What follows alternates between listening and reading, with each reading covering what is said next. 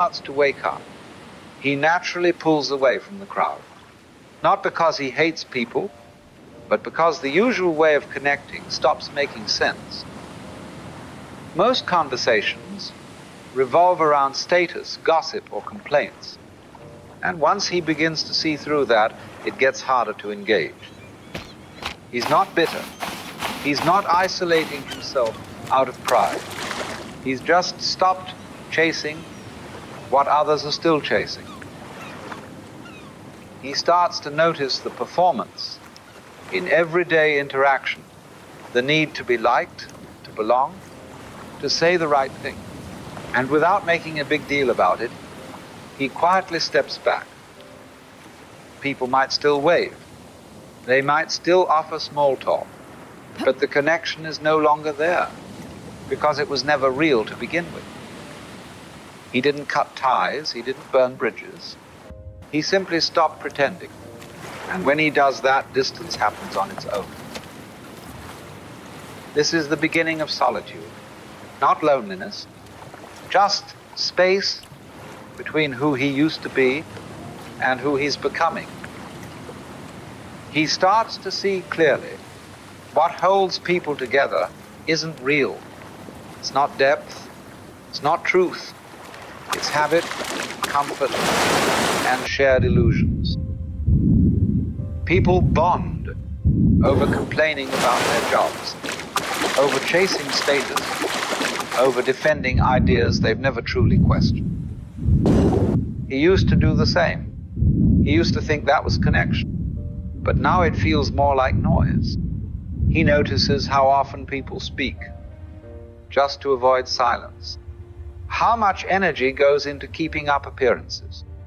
The constant need for validation, for agreement, for reassurance. And once he no longer needs those things himself, he sees how dependent others are on them. How relationships often survive not because of honesty, but because everyone agrees to keep the story going. He understands why people hold on to what feels familiar.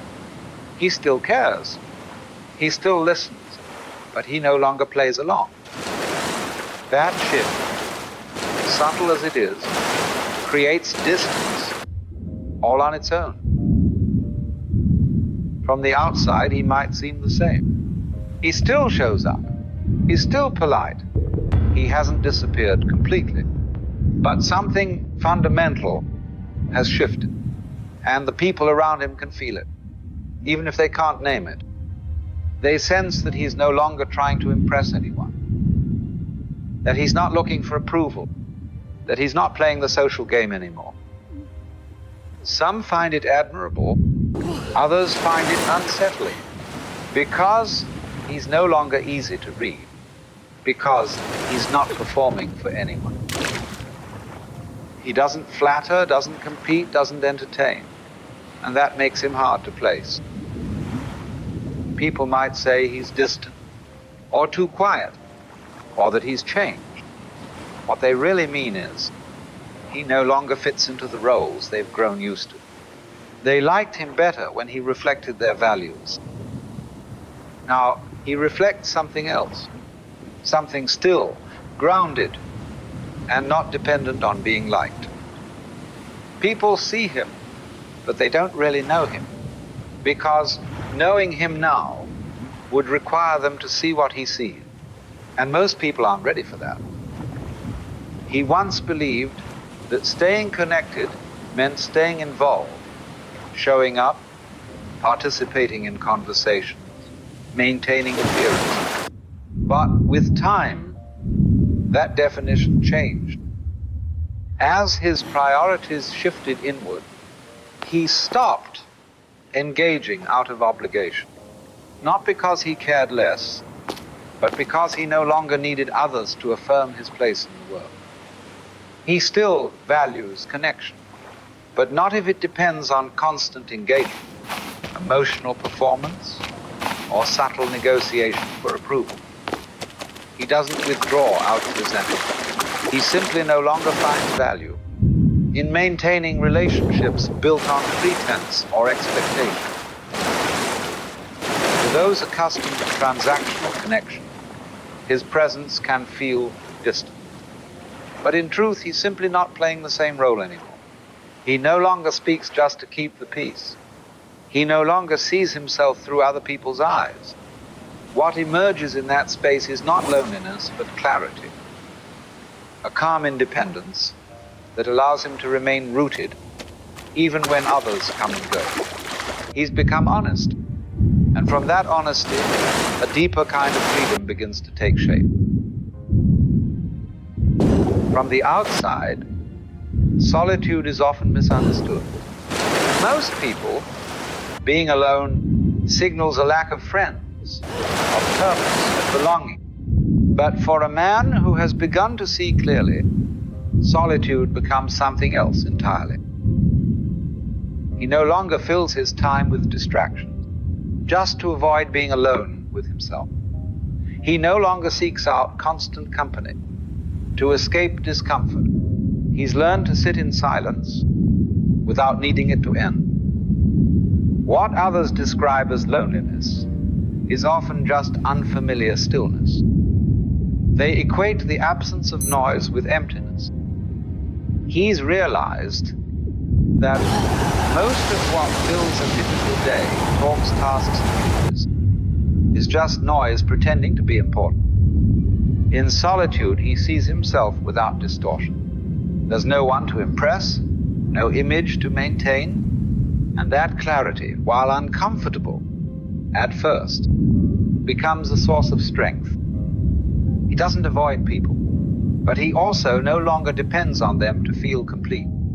This shift usually confuses others. They assume he must be withdrawn, disconnected, or even arrogant. But in truth, he's simply content with his own presence. He has faced the silence most people run from and discovered it wasn't silence at all. It was peace. As he grows more inwardly stable, he becomes less predictable to others. Not by intent, but by the simple fact that he no longer participates in the subtle exchanges that define most social interaction. He does not mirror emotions to gain approval. He does not offer reassurance when it would mean denying what he sees. To those still dependent on external validation, this creates discomfort. They may interpret his neutrality as arrogance, his silence as judgment, his detachment as disinterest. In reality, he is none of those. He's simply no longer invested in managing perception. Much of what people call connection is actually a performance, a mutual agreement to keep certain illusions intact. Once he steps outside that arrangement, he disrupts it just by being present. He doesn't argue or provoke or attempt to convert anyone to his view. But the absence of familiar signals, approval, flattery, emotional reinforcement, makes others uneasy. Many of his previous friendships begin to fade, not because of conflict, but because the foundation they stood on no longer holds. He begins to notice how often relationships are maintained through shared complaints, routine habits, or the mutual reinforcement of personal narratives. Once he no longer participates in those patterns, the connection weakens on its own. He no longer feels compelled to offer agreement for the sake of belonging. He no longer entertains conversations that avoid substance, and he has no interest in maintaining ties that require him to shrink himself. This shift is not a rejection of others. It's the result of a change in what he's willing to invest his energy in. True friendship becomes something quieter, simpler, and far more rare. It is no longer based on shared illusions, but on mutual recognition. Two people who don't need each other, yet choose to walk alongside one another without expectation. These kinds of connections cannot be manufactured. They emerge naturally, if at all, And only when both individuals have stopped seeking to be completed by the other. Most social interaction relies on unspoken rules. You validate my perspective, I'll validate yours. We won't go too deep. We won't challenge each other's assumptions. We'll pretend we agree, even if we don't. He used to play by those rules because everyone did. But once he starts operating outside of them, the dynamic begins to break down. He no longer gives comfort just to ease tension. He doesn't pretend to agree when he doesn't. He's done with the little acts that keep everyone else feeling safe, but keep him feeling false. This isn't defiance, it's clarity. And that clarity is disruptive because it exposes how much of everyday life is based on mutual avoidance of truth. People notice, even if they don't understand what's changed. They feel the shift. They sense that something familiar has gone missing. The constant exchange of comfort, validation, and distraction. And without him feeding the system weakens. Talks start to feel awkward. People stop reaching out. What used to feel warm and familiar now feels tense and uneasy. Not because he did something wrong, but because he stopped playing along. He hasn't rejected anyone. He simply stopped reinforcing a structure he no longer believes in. As his understanding deepens, something unexpected happens. He begins to need less, not just materially, but emotionally, socially, even intellectually. He no longer seeks recognition.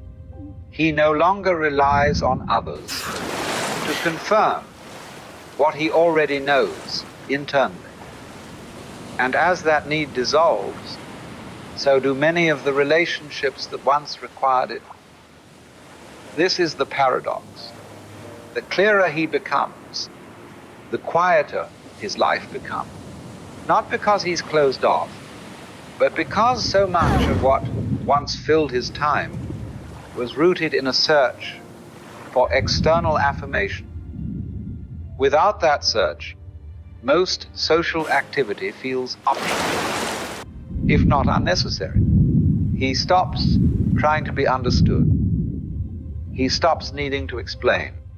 He no longer measures his presence by how much space he takes up in other people's lives.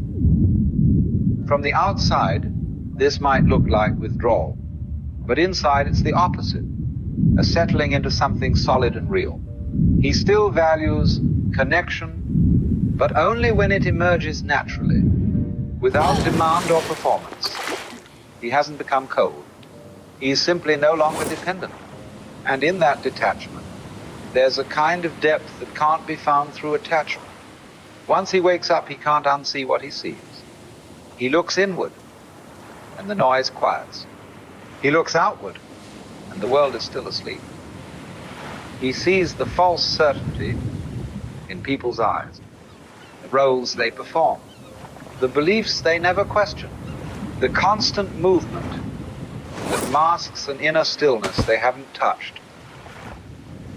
He no longer envies what others call connection, because he understands the cost it often demands: agreement, performance, conformity, and he won't trade truth for the comfort of fitting in.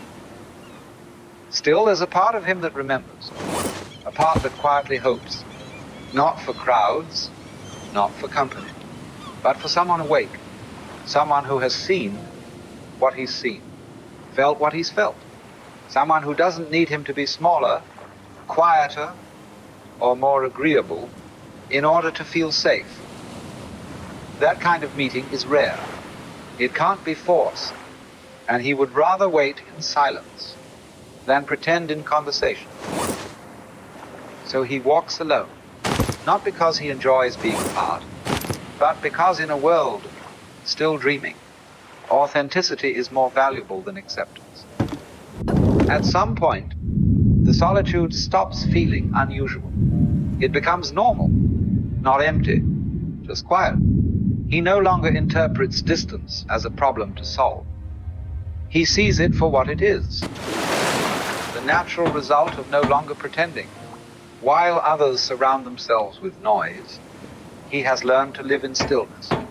While many chase attention, he moves without asking to be seen. People often assume he must feel lonely, as if company, any company, is always better than walking alone.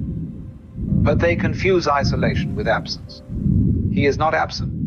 He is simply no longer performing. He has come to prefer the space that honesty creates over the closeness that illusion demands.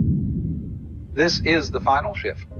He doesn't need the world to wake up for him to feel lonely. He doesn't need agreement to feel free. And he doesn't need validation to know who he is. He walks alone, yes, but not as an outsider, as a man at peace with the cost of truth.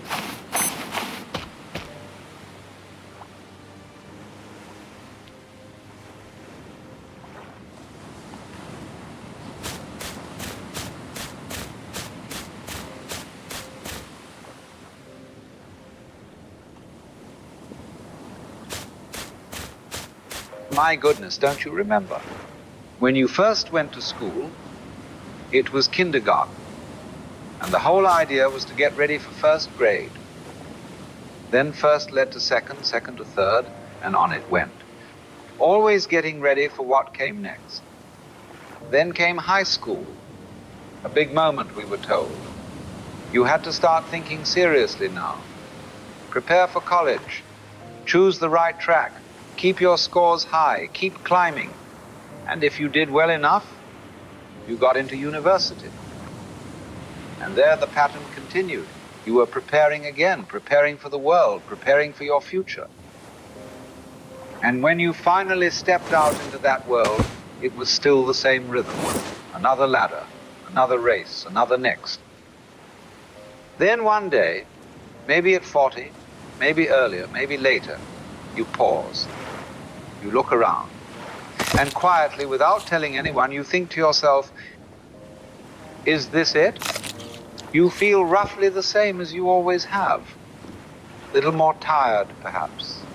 A little more uncertain. And somewhere inside, you wonder if you've been chasing something that was never really there.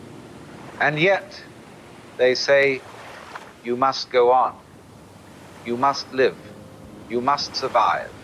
It is your duty. It is necessary. Because it just is. But that has never quite sat right, has it? So what is it we've really been doing?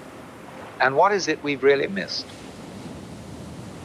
You see, one of the peculiar things about human beings is that we take life far too seriously.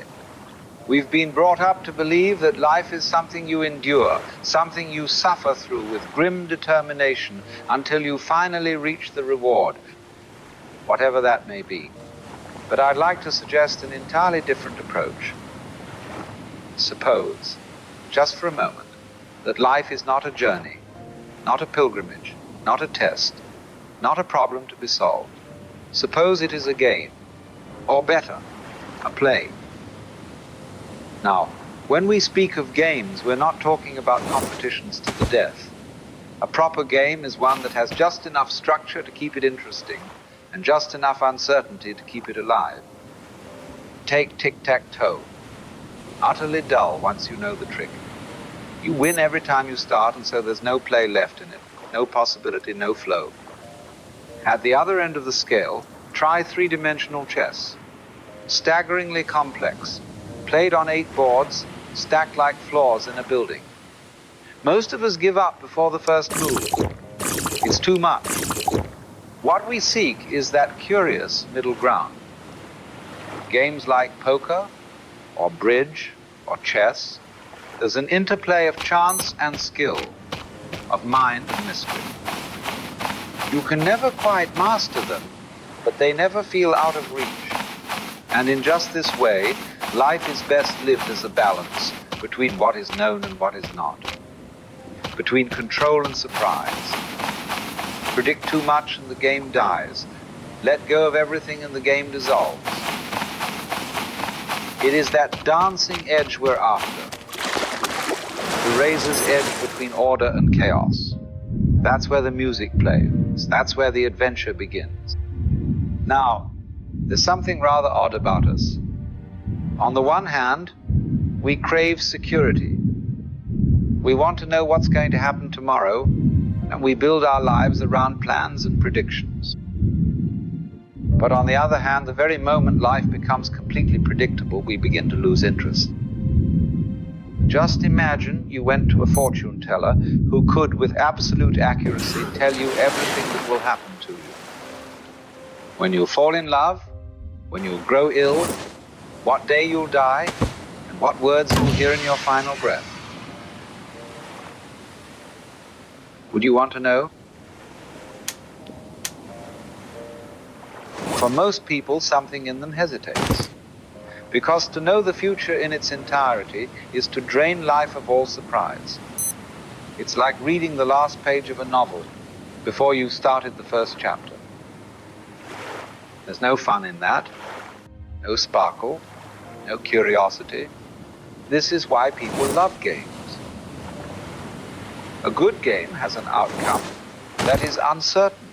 You can guess, you can strategize, but you don't really know how it will end. And that not knowing, that possibility, is what keeps us involved. The same is true of life. When the future becomes too defined, too rigid, too locked in, it loses its flavor. The more predictable it becomes, the more mechanical we feel. And sooner or later, we begin to wonder what the point is.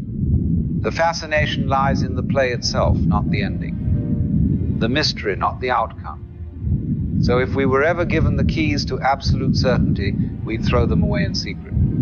Because something deep in the human spirit prefers adventure to safety. It prefers the open sea to the harbor, even with all the storms that may come. Now then, the real magic begins when we notice this balance between what we control and what we allow to happen. Because life, like any great art, is not a matter of total precision. It is not an engineer's blueprint. It is more like a dance or a jazz improvisation, where the structure exists only to let the unexpected move with grace. A great artist, you see, is not simply a master of technique. That is merely the beginning.